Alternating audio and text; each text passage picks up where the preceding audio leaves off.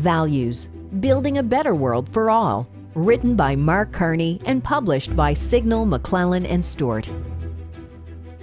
I had the privilege, but also at times the terrifying experience of being a central bank governor in a time of crisis. We had the global financial crisis, we had the Euro crisis, we had Brexit crisis, we had the climate crisis building throughout that period, and then at the tail end of my time, of course, this terrible health crisis with COVID. As I finished, I asked myself the question, well, why these series of crises? Is there a common cause? And really set myself the task to try to tease out from my experience and drawing on history and economics and philosophy about this relationship between value and values and how we could make a better world for everyone. There's a two-way relationship between value, think of value in the market, and the values of society. Now, my experience as a central bank governor, particularly with the financial crisis, was realizing that the values that underpin the market, they were gradually being whittled away in the United States, in the UK particularly, not so much in Canada, very important. So you need values to underpin to make the market function. But also, if you rely too much on the market, you can undercut the values of society. This world of market fundamentalism that had developed really in the years following the Reagan-Thatcher reforms of the 80s. Now, turning it around, I said it went in both directions, and in the other direction, also see how if society, if we as Canadians are clear about what we value, sustainability, inclusivity, solidarity with each other. If we're clear about those values, we can help harness the power of markets to those end. And a lot of the work that I did tail end of when I was a governor, but subsequent and with the book, was to set up that type of work to address climate change, because we all believe strongly we should address this issue. And the question is, how are we going to do it in the time that's required? Well, I wanted to do three things. The first was to ground the thesis around this relationship between value and values that, as I said, goes in both directions. And so to go back into economic history and to some degree philosophy, draw on other experiences, other writers, to tease this out. In the middle part of the book, I wanted to bring to bear my experience, the experience of these crises. Why did these crises happen? The three big ones that I selected were the financial crisis, crisis of credit, the climate crisis, and then of course the COVID crisis. Why did they happen? And try to draw some common lessons from those three crises and then apply them, and that's what happens in the third part of the book, apply them for leaders, for companies, if you're running a company, for countries, and including how we should organize the international system.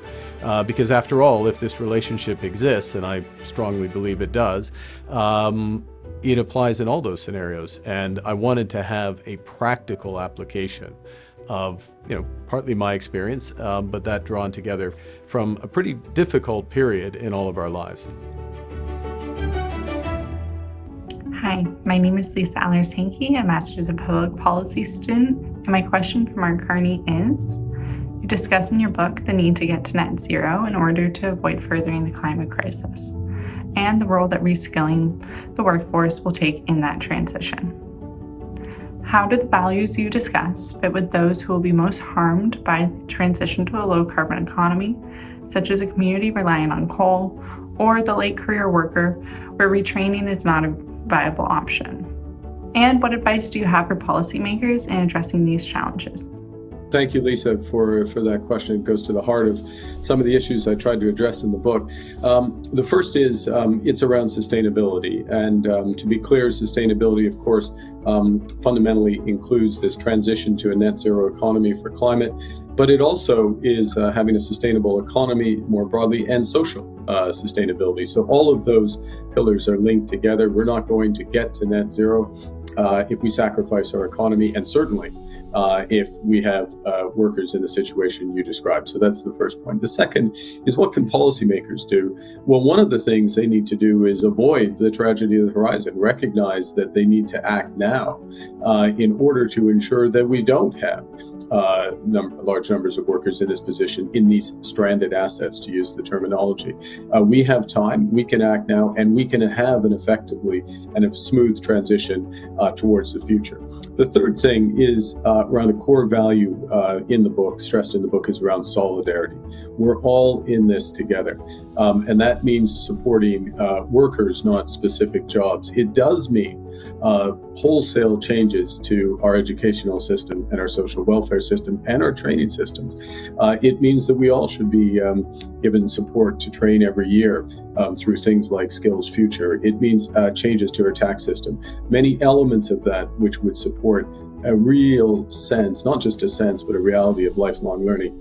Make a last point, though, a last value, which is around responsibility. And in the sense of this solidarity, we're all in it together. There is a responsibility for our companies.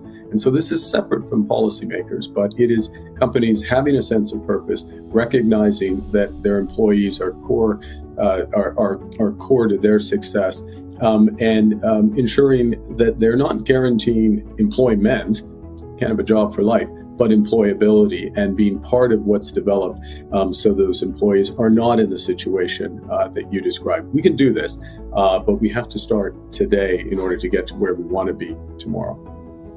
First, I would like to acknowledge the jury of the Donner Prize and those who support the Donner Prize. I mean, this is a tremendous honor. And I think I'd underscore just how important it is to acknowledge the importance of public policy and to encourage it. And again, consistent with values, it's that sort of demonstration effect that carries on in ways maybe we can't fully anticipate.